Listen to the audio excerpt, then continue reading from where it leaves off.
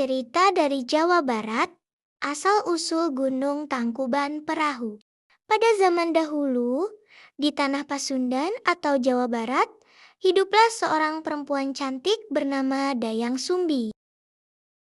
Ia adalah putri seorang raja, tetapi memilih hidup menyendiri di sebuah hutan yang tenang.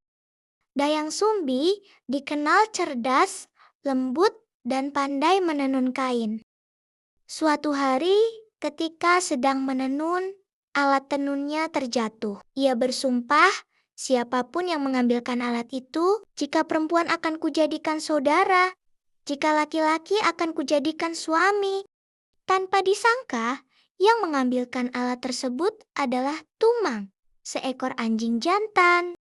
Karena sumpahnya, Dayang Sumbi terpaksa menikahi Tumang. Meskipun sebenarnya Tumang bukanlah anjing biasa, melainkan jelmaan seorang dewa. Dari pernikahan itu, lahirlah seorang anak laki-laki bernama Sangkuriang.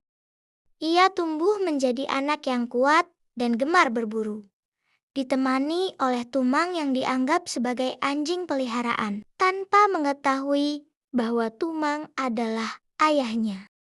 Suatu hari, Dayang Sumbi meminta Sangkuriang berburu hewan hutan untuk dimasak. Sangkuriang pergi ke hutan bersama Tumang, tetapi seharian berburu mereka tidak mendapatkan apapun. Karena kesal dan kecewa, Sangkuriang memanah Tumang hingga mati. Ia kemudian membawa pulang hati Tumang dan menyerahkannya kepada ibunya.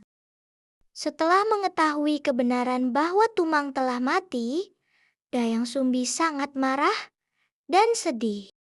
Ketika Sangkuriang mengakui perbuatannya, Dayang Sumbi memukul kepalanya dengan senduk hingga terluka. Sambil menangis, ia mengusir Sangkuriang dari rumah. Bertahun-tahun kemudian, Sangkuriang tumbuh menjadi pemuda gagah dan sakti. Suatu hari, ia bertemu kembali dengan Dayang Sumbi yang tetap awet muda karena anugerah para dewa. Mereka tidak saling mengenali dan justru saling jatuh cinta. Ketika Sangkuriang hendak melamar Dayang Sumbi, sang ibu terkejut melihat bekas luka di kepala Sangkuriang. Ia pun menyadari bahwa pemuda itu adalah anaknya sendiri. Untuk menggagalkan pernikahan terlarang tersebut, Dayang Sumbi mengajukan syarat yang mustahil. Dayang Sumbi meminta Sangkuriang untuk membuat sebuah danau besar dan membuat sebuah perahu besar. Semuanya harus selesai dalam 1 malam sebelum matahari terbit.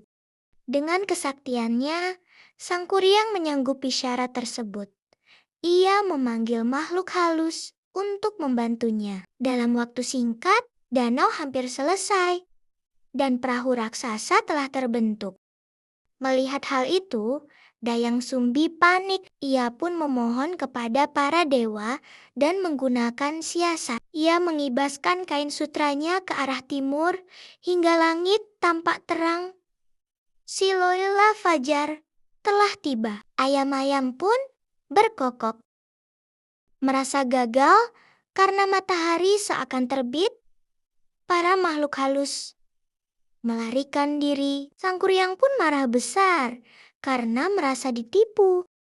Dalam kemarahannya, Sangkuriang menendang perahu yang belum selesai itu hingga terbalik dan terlempar jauh.